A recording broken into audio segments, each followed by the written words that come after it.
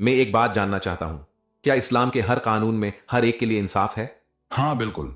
अच्छा, तो फिर इस्लाम ने औरत को बाप की विरासत में आधा हिस्सा क्यों दिया? क्या ये आधा हिस्सा देना इंसाफ है? मर्द को पूरा और औरत को हाफ क्यों?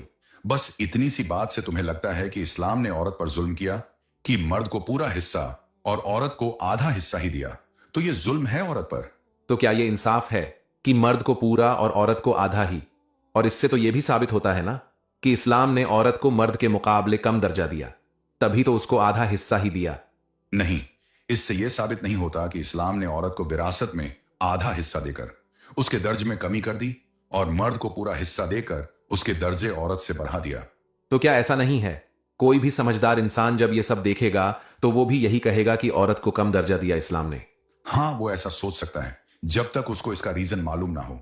हाँ, तो इसका क्या वजह है? देखो, इस्लाम का हर कानून इंसाफ पे जोर देता है। इंसाफ और बराबरी ये दो अलग चीजें हैं। इसको किसी और दिन समझाऊंगा। तो इस्लाम का हर एक कानून इंसाफ पे होता है। औरत को आधा हिस्सा इसलिए दिया कि उसको कमाने और घर का खर्च उठाने की जिम्मेदारी नहीं दी। शादी से पहले तक उसका बाप पूरा खर्च उठाता है, फिर शादी के बाद उसका शौहर। तो औरत को कहीं कमाने या घर का खर्च उठाने की जिम्मेदारी नहीं है, फिर भी उसको आधा हिस्सा दिया। लेकिन दूसरी तरफ मर्द को एक हिस्सा दिया, लेकिन उस पर कितनी जिम्मेदारी दी?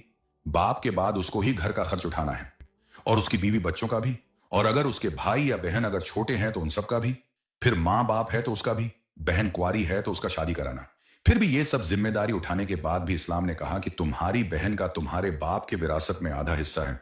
तो इस हिसाब से देखो तो औरत को ही इस्लाम ने फायदा दिया, उसकी कोई जिम्मेदारी नहीं दी, फिर भी विरासत में आधा हिस्सा। तो इस हिसाब से मर्द के साथ इंसाफ नहीं हुआ? नहीं, ऐसा नहीं है। ये बिल्कुल इंसाफ है, क्योंकि औरत का भी उसके बाप की विरासत में हकन है, क्योंकि वो भी उसकी औलाद है।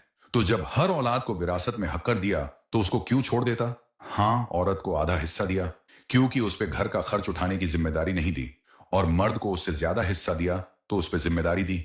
इसलिए यही इंसाफ है। जिस पे घर की जिम्मेदारी दिया उसको ज्यादा हिस्सा दिया, और जिस पे जिम्मेदारी नहीं है तो उसको आधा दिया, क्योंकि वो भी उसकी औलाद है।